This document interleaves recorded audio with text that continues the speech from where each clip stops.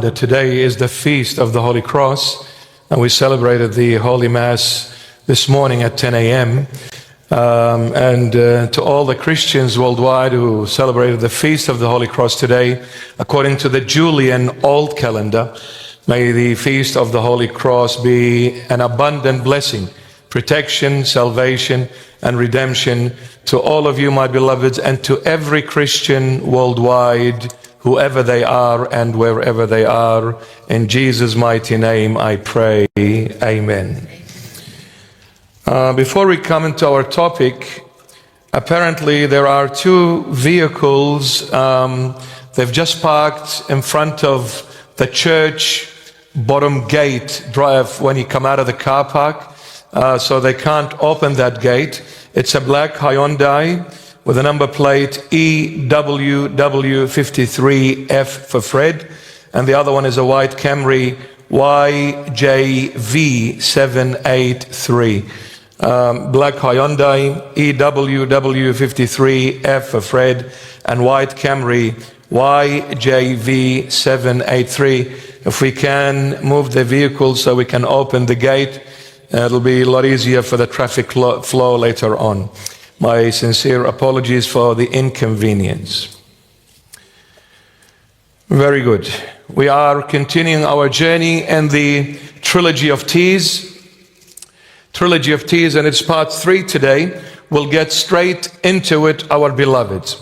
Last week we stopped at the Holy Bible did not mention that Lazarus came out of the tomb, but it said rather, and he who had died came out. And the reason why the name wasn't mentioned, but the dead one who came out, is because he heard the voice of the living one, i.e. Jesus Christ of Nazareth, and those who hear his voice shall live. That's why the Holy Bible mentions the dead came out instead of his name being mentioned, because Christ is the only living voice. As far as humanity is concerned, every single human being, not only Christians, but every single human being is a sinner. And the wages of sin will stand forever is death. The wages of sin is death. The only human being that is sinless, perfect like God is Jesus, the perfect man. As a human being, he's perfect like God, never sinned. And that's why when he stood in front of that tomb and said, Lazarus, come forth, Lazarus, for the first time in his entire life, heard the voice of the living one. And that's why the dead rise when they hear the voice of the living one. They don't rise when they hear the voice of a dead person like them. And all of us are dead, except Jesus, the man, the perfect man. Amen? Amen, Amen to that. Man, the Lord Jesus is stunning. Amazing. All right. Now, the Lord Jesus has two voices. He has a voice that is now, and he has a voice that is in the last day, or on the last day. Now, the voice that is now is an hour, and the voice that is on the last day is also an hour. When we read in the Gospel according to St. John, the Lord says, most assuredly, or in the Aramaic text, truly. Truly I say to you, the hour is coming, and now is. And now is. The hour is coming, and now is, when the dead will hear the voice of the Son of God, and those who hear will live. John 5:25. So in John 5:25, the Lord has a voice, and that voice has an hour, and that hour is now. In what way do we hear the voice of Christ now? Well, through a Holy Mass service, through a preach like today, like now. That is the voice of the Lord. And through a song, a praise, a worship song, we hear the voice of Christ all the time. And there are so many ways the Lord is sending his voice to you now. And that hour is now. And when you hear and accept that voice, you will receive eternal life. You will receive eternal life. Now this is the first voice, the voice of Christ now. And in the same chapter 5, verses 28 to 29, it says in verse 28, do not marvel at this. This is the Lord speaking. Do not marvel at this, for the hour is coming in which all who are in the graves will hear his voice. Verse 29, and come forth, those who have done good to the resurrection of life, and those who have done evil to the resurrection of condemnation. This hour is on the last day, on Judgment Day. So the Lord has two voices. One is now, and one on the last day, the second coming, when he will judge the dead and the living. So what do we learn from this? Hold on to the first hour, lest the last hour reaches you. Repent on the first hour before the last hour comes, because the last hour, it may be too late and judgment will be bestowed upon you.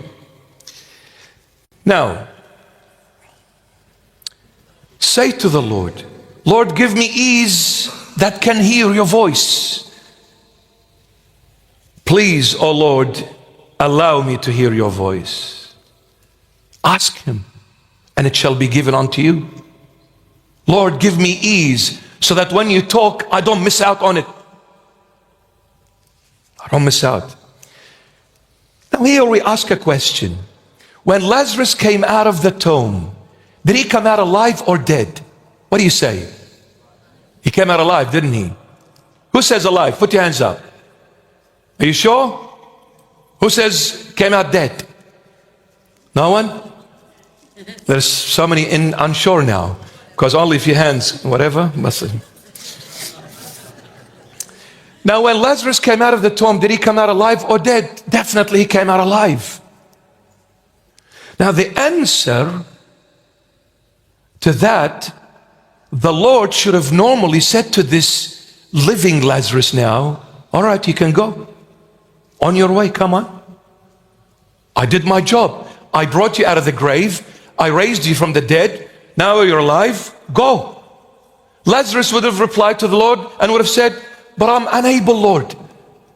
Now why, Lazarus, you're unable? Because he will say, my legs are tied, my hands are tied, and my face is wrapped with a cloth. I can't. Even though he was alive, but he could not do anything. He was hopeless, useless. Now we see there are three ties to Lazarus, and Lazarus here resembles the entire human race. So being alive is good, but not good enough. There has to be something else followed after Christ raises you from the dead. You're still unable, because the hands, the legs, and the face all tied up. Three ties, one to the legs, one to the hands, and one to the face. Now the legs are still tied, meaning he's unable to walk in the path of grace. The hands are still tied, meaning he's unable to do the good works. And his face is still wrapped with a cloth, meaning he's unable to concentrate on Christ and achieve the goal. Here begins the work of teaching. Who are the teachers? Church leaders. And this is why, after the Lord Jesus raising Lazarus from the dead, turns to the disciples. Who are the disciples? Church leaders. Who are the church leaders? Teachers. He turns to the disciples and says to them, loose him and let him go. John 11:44. Loose him and let him go. Lord, hang on a sec. You were able to raise a rotted person 4 days in the grave dead. He was rotted, definitely. You raised him with one word. Couldn't you loose him with one word? Which is easier, raising the dead or untying him? He says, no, of course, raising the dead, it's much harder. A lot easier is to loosen those ties. But my role, my job is to raise the dead. but my job is not to loosen him and letting him go. This is the role of the teachers, church leaders. Now the church leader will come and say, how do we loose him? The Lord will say, with the word of God. With the word of God. And the word of God is the truth. You will know the truth, and the truth shall set you free. You will know the truth, and the truth shall make you free. John 8:32. So who sets free that tied person? The church leader.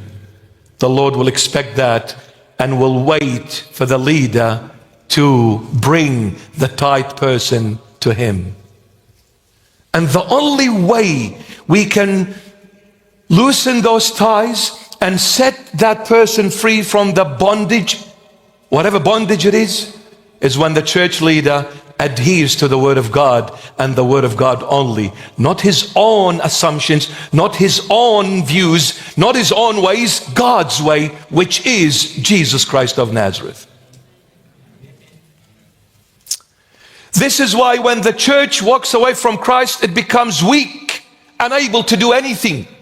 Satan devours, Satan holds the children of God captive, and the church stands there hopeless, useless. Why? Because the leader is not submissive to the word of God.